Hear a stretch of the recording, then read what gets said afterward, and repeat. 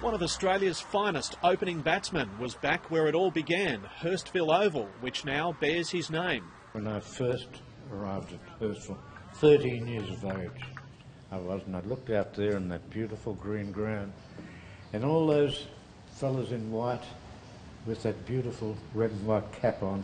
I thought I was in Wonderland, I really did. His captain at St George was the great leg spinner Bill O'Reilly, who moved Arthur Morris up the order. I was batting about number 5 or 6, and he said, "Put the pads on, son, you're opening." I said, "Oh no, Mr O'Reilly." The left-hander went on to make 12 Test centuries and formed a successful opening partnership with Sid Barnes. When you've got Morris and Barnes opening for Australia, you can't get two better ones, and I've never seen two better ones since.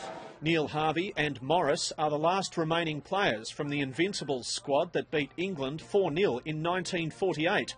Morris was the leading run scorer, but has often had to remind fans that he had a very close view of Don Bradman's infamous final innings duck. I said, "Yeah, I was there." And he said, "Were you?" He said, "What were you doing over there? Were you on business?" I said, "No, I was up the other end."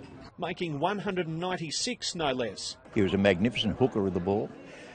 He played the cut well, and his cover driving was just a joy to watch. I think the thing that always impressed me was the amount of time he had to play the ball. Morris doesn't have much time for 2020 cricket. It's not my scene. At 90 not out, Arthur Morris prefers the serene surrounds of his old stamping ground. Duncan Hunsdale, ABC News, Sydney.